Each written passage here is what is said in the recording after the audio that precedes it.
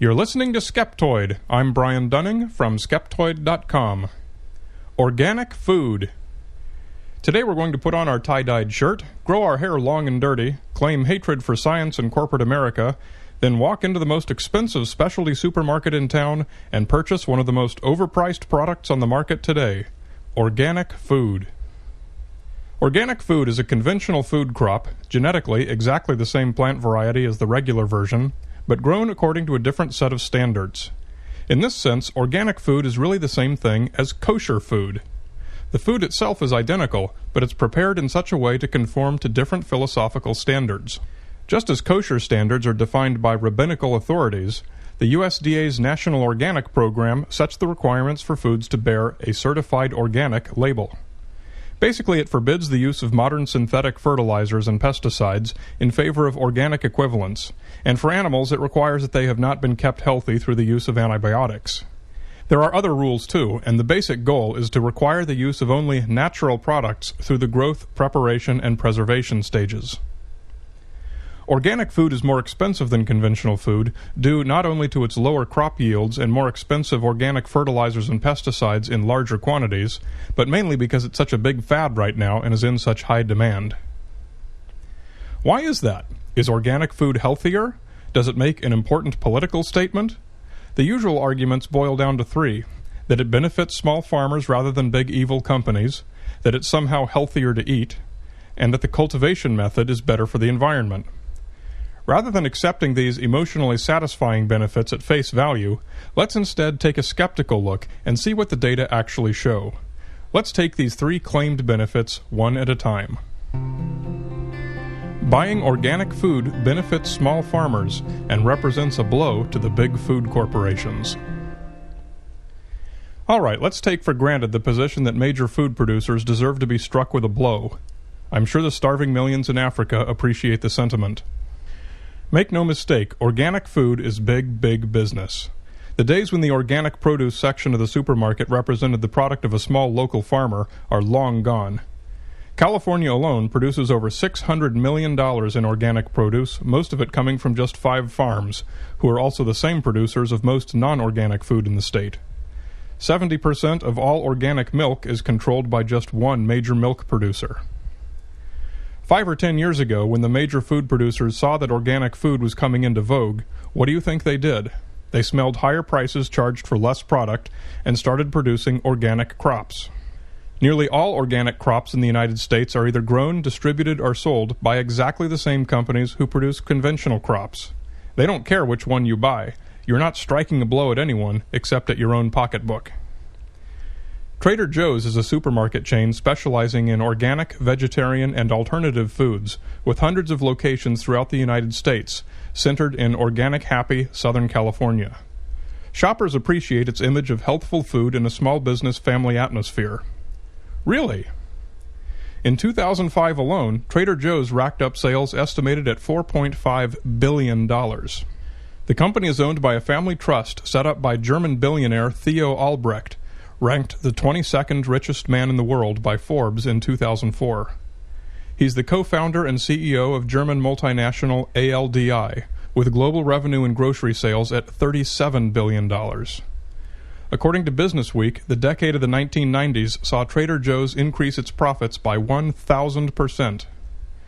Trader Joe's also compensates its employees aggressively, with starting salaries for supervisors at $40,000. They hire only non-union workers.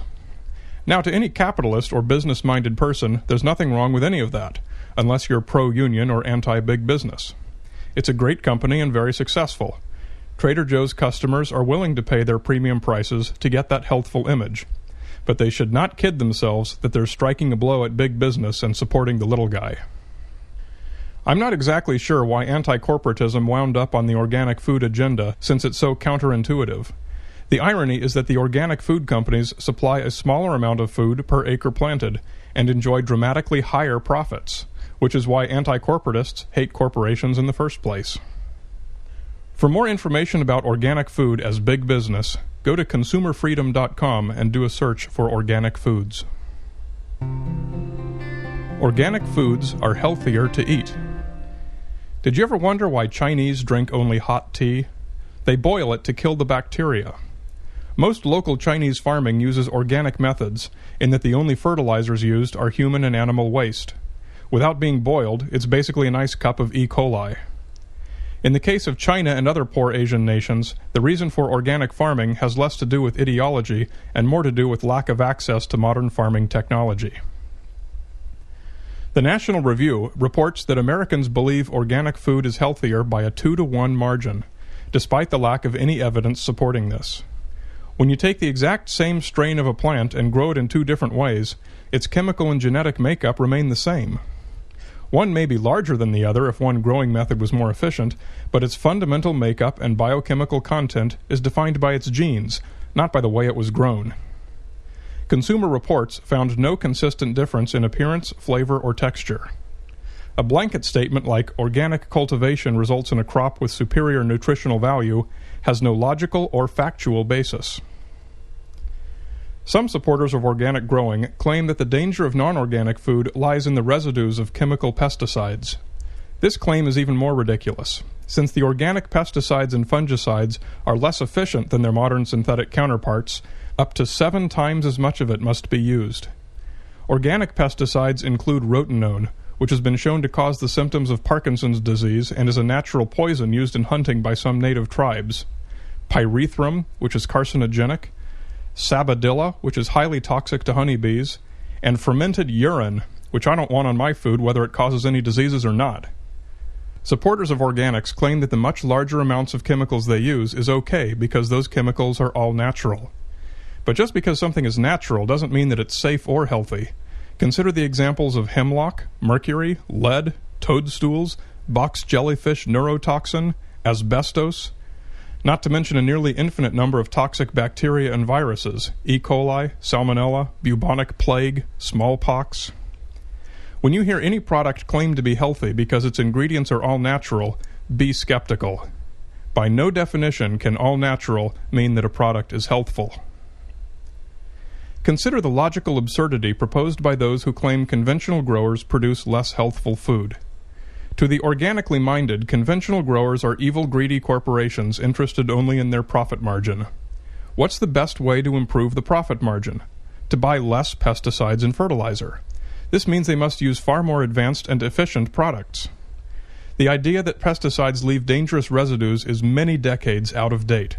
Food production is among the most regulated and scrutinized of processes, and today's synthetic pesticides and fertilizers are completely biodegradable. They're supported by decades of studies that demonstrate their total safety. In the United States, 2006 brought 2 major outbreaks of E. coli, both resulting in deaths and numerous illnesses, ultimately traced to organically grown spinach and lettuce. According to the Center for Global Food Issues, organic foods make up about 1% of all food sold in the United States, but it accounts for 8% of E. coli cases.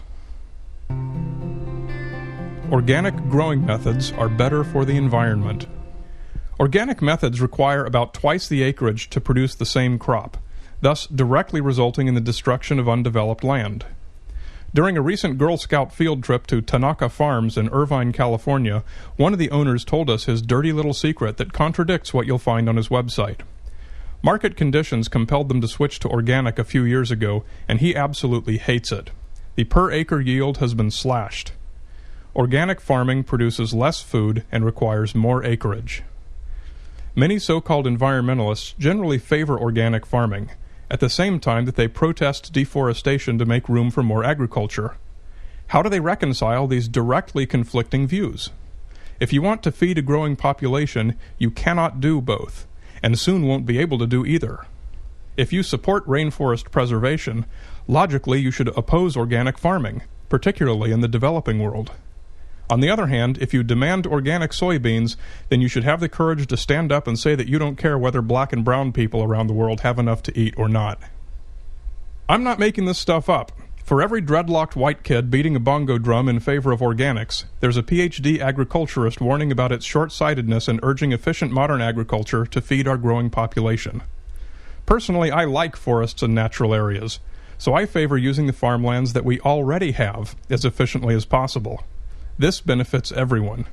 I say we dump the useless paranormal objections to foods freighted with evil corporate hate energy and instead use our brains to our advantage for once. When we find a better way to grow the same crop faster, stronger, healthier, and on less acreage, let's do it. We all benefit. You're listening to Skeptoid. I'm Brian Dunning from Skeptoid.com.